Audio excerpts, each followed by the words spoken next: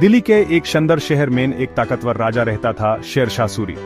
मजबूत किले, लंबी सड़कें, लेकिन उसके दिल में एक नरम कोना था, कबूतरों के लिए प्यार।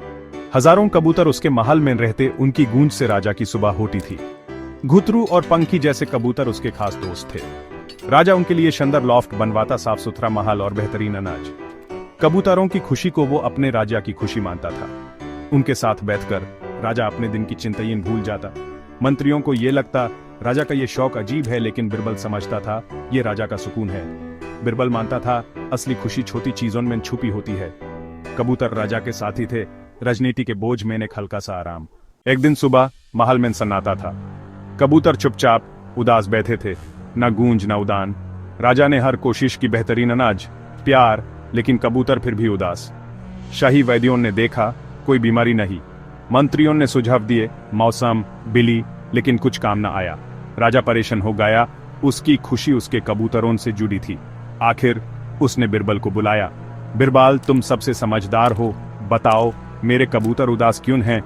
बिरबल चुप रहा, कबूतरों को देखता रहा। फिर उसके चेहरे पर एक मुस्कुराहट आई। उसके पास एक अनोखा उपाय था। बिरबल बोला, महाराज, कबूतर बोर हो गए हैं, उन्हें कुछ नया चाहिए, एक पार्टी। राजा हैरान, लेकिन तैयार। शाही महल सज गया, रंग बिरंगी रिबन्स, चमकदार शीशे, स्वादिष्ट दाने, गुलाब पानी। दिल्ली भर के कबूतरों को निमंत्रण दिया गया। जल्दी ही आसमान पंखों से भर गया। पार्टी शुरू हुई। कबूतर खुशी से छुग रहे थे, सजावट देख रहे थे, एक दूसरे के साथ खेल रहे थे। उदासी गायब, सिर्फ खुशी थी। राजा ने देखा बिरबल सही था, कभी कभी थोड़ा मजा सब कुछ ठीक कर देता है। पार्टी के बीच बिरबल ने एक मुश्किल चैलेंज दिया, सबसे बड़ा मक्का का दाना। जो भी कबूतर राजा के पास ले आए वही विजेता। बड़े बड़े कबूतर कोशिश करते रहे, लेकिन दाना हिलता नहीं। तब एक छोटा कबूतर फुदकू आगे आया। सब हंस पड़े, लेकिन फुदकू ने दाना उठाया नहीं। उसने यूं धीरे धीरे लुढ़कना शुरू किया।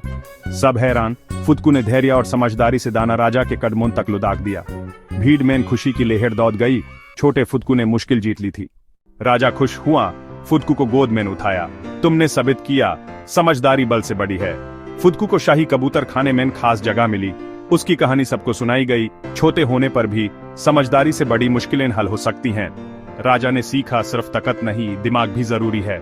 फुदकू की मिसाल से सबको ये सबक मिला, मुश्किलें बड़ी हो सकती हैं, लेकिन दिमाग, धैर्य और लगन से सब कुछ मुमकिन है।